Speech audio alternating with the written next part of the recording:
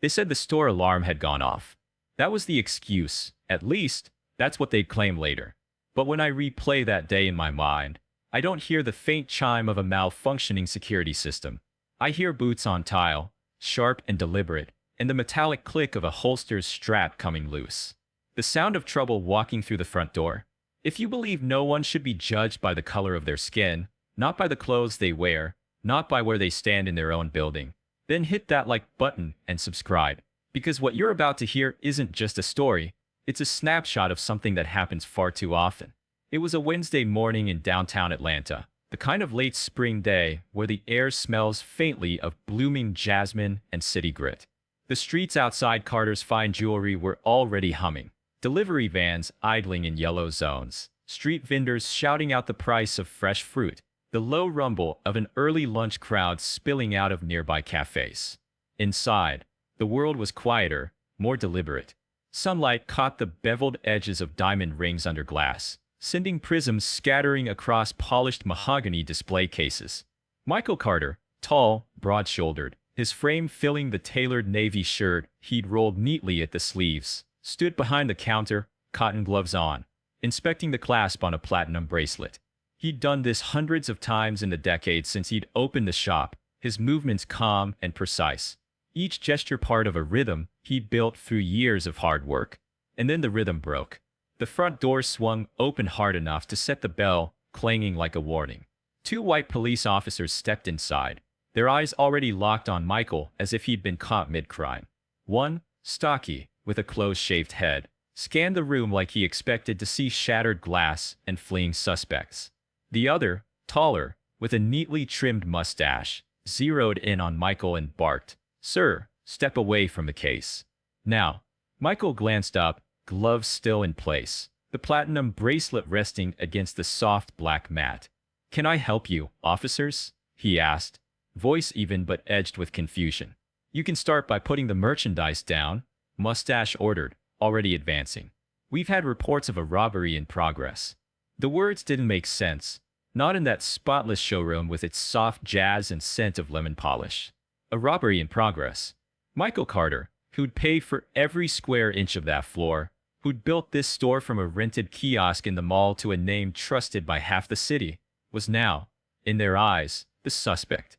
"There's been a mistake," Michael began, removing the gloves with slow, deliberate movements, like a man who knows sudden gestures can be misread. "I'm the owner. My name is—" "Save it," Stocky cut in. "ID now." His hand hovered near his holstered sidearm, a casual threat dressed as protocol. Michael's gaze flicked toward the wall behind him, where his framed business license hung under a soft spotlight.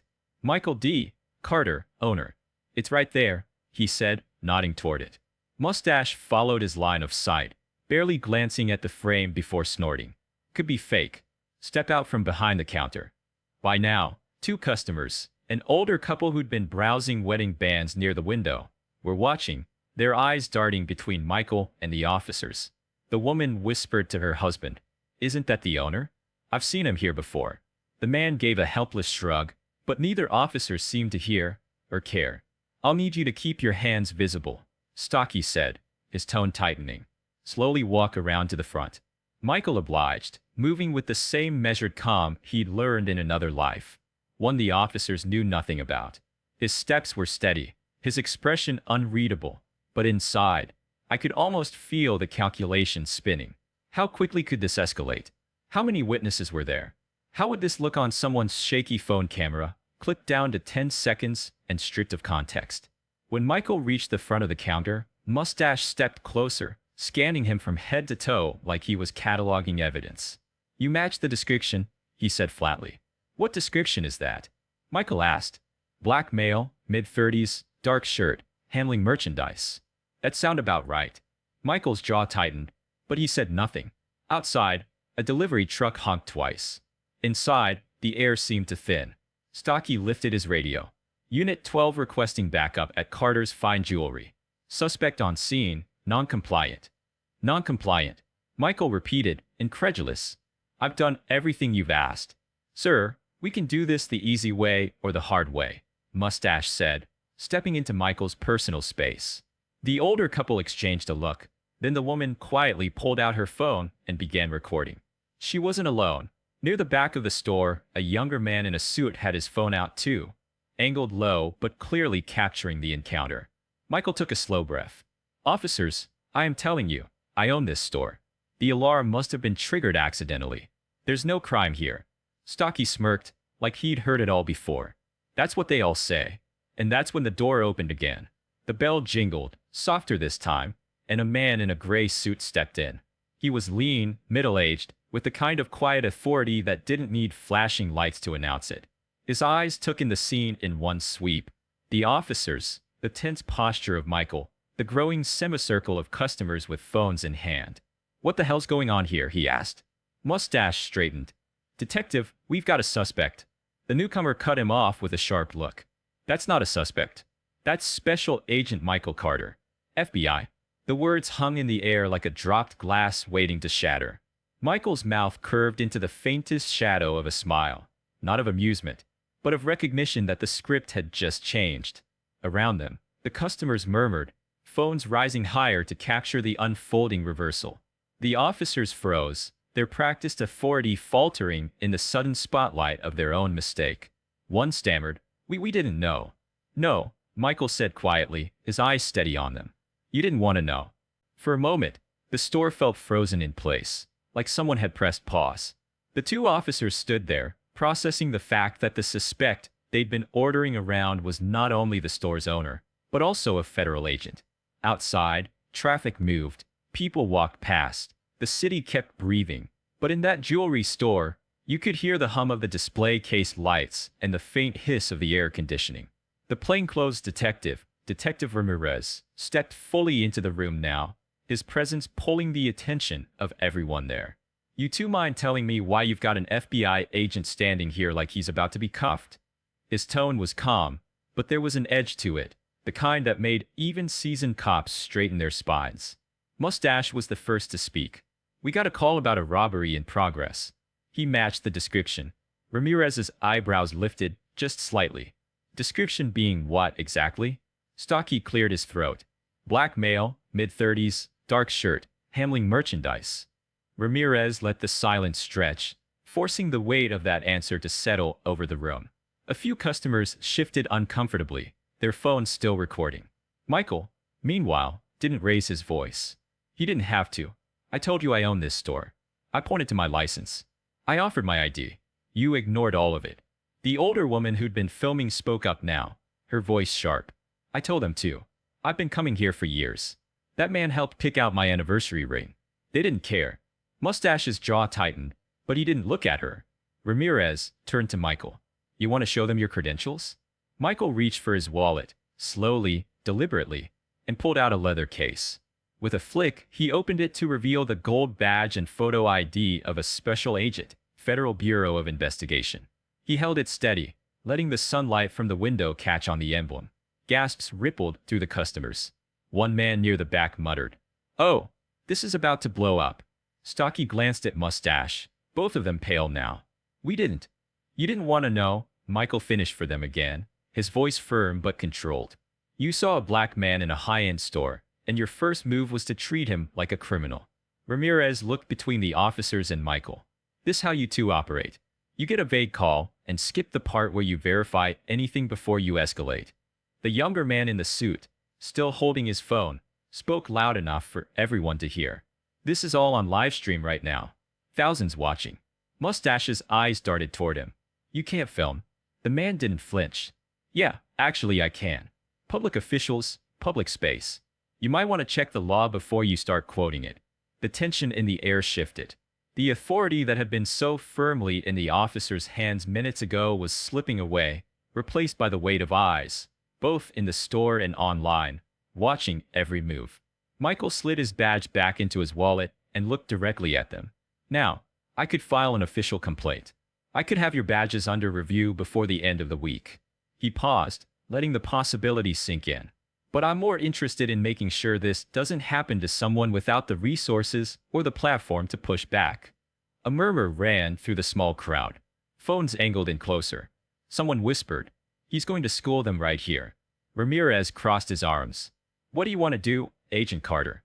Michael glanced toward the couple by the window, toward the customers who had quietly backed him without being asked. Then his eyes settled back on the officers. First, I want them out of my store. Second, I want your department's chief to know exactly how they handled this. And third, he looked at the nearest phone camera. I want everyone watching to understand that this isn't about one bad decision. This is about a mindset, one that needs to change. Stocky looked like he might speak, but Ramirez cut him off. You heard the man. Out. The two officers shifted awkwardly, then turned and walked out, the sound of their boots on the tile much quieter than when they'd entered. Outside, the late morning sun hit them full in the face, and the crowd on the sidewalk parted just enough to let them pass. Inside, the store seemed to breathe again. Conversations restarted in hushed tones. Michael's hands, steady through the entire encounter, rested briefly on the counter before he straightened to his full height. Ramirez gave him a look that was equal parts apology and professional respect. I'll make sure the right people hear about this. Michael nodded once. Appreciated. The man in the suit stepped forward, lowering his phone. Agent Carter, that stream's already over 20,000 viewers. You're trending. Michael's lips pressed into a thin line. Good. Maybe that means people will start paying attention. By that evening, the footage from Carter's fine jewelry wasn't just a trending clip. It had exploded across every major social platform. Hashtags multiplied. Hashtag FBI store owner. Hashtag assume guilty. Hashtag justice in plain sight. News anchors replayed the moment Detective Ramirez said, "That's Special Agent Michael Carter, FBI," like it was a movie twist. But for Michael, it wasn't a twist. It was just the truth finally breaking through the noise. The calls started within hours. Reporters, advocacy groups, a producer from a primetime news show, even the Bureau's own PR division, half concerned, half calculating, wanting to know how they could support the narrative. But Michael wasn't interested in simply clearing his name. That was the easy part. What he wanted was harder, to take the single moment the internet was talking about and turn it into something that might actually change the way officers approached people who looked like him. 2 days later, Michael stood at a podium in a conference room at Atlanta PD headquarters. To his right, the police chief shifted uncomfortably, the mayor flanked by aides on his left. Cameras lined the back wall, red tally lights blinking. The air had that heavy, expectant quiet before someone says the thing everyone's been waiting to hear. I didn't call this press conference to demand an apology, Michael began, his voice carrying a calm authority. I didn't call it to humiliate anyone. I called it because what happened in my store is what happens to thousands of black men and women every day in this country. The difference is, most of them don't have a badge in their pocket or a detective who happens to walk in at the right time. He let the words breathe, watching the reporters' pens catch up. Those officers didn't stop to verify the facts before they acted. They saw me and made a decision. That decision could have ended in my humiliation or my death, and it would have been justified in their reports. The chief cleared his throat like he wanted to jump in, but Michael pressed on. This is not about two officers. This is about a culture that assumes first, questions later, if at all. And if we don't address that culture, we will keep replaying this same story with different names over and over. The questions that followed were exactly what you'd expect. Was he filing charges? Was he suing? Did the department apologize? Michael answered them all without flinching. Yes, there was an internal investigation. Yes, both officers had been placed on administrative leave. No, he wasn't suing yet. And yes, the chief had apologized to him personally, but that didn't erase the problem. Then he dropped the part they weren't ready for. I've spoken with the chief and the mayor. We've agreed to implement mandatory bias recognition and de-escalation training for every officer in the department, starting immediately. I'll be working with them to develop the program. This isn't optional, and it isn't a box to check. It's going to be real, measurable change. The room erupted in questions. Michael gave them just enough to keep the focus on the plan, not the spectacle. By the following week, the first training sessions were scheduled. The story's momentum hadn't slowed. If anything, it had spread. Other cities reached out, wanting to adapt the program. Advocacy groups offered funding. Michael's inbox filled with messages from strangers, some sharing their own painful encounters, others simply thanking him for standing his ground. One letter, handwritten in looping cursive, stood out. It was from a young man in Ohio. I watched your video and realized I've been swallowing my anger for years because I didn't think speaking up would matter. Seeing you handle those officers without losing control, it made me believe I could push back too. Thank you.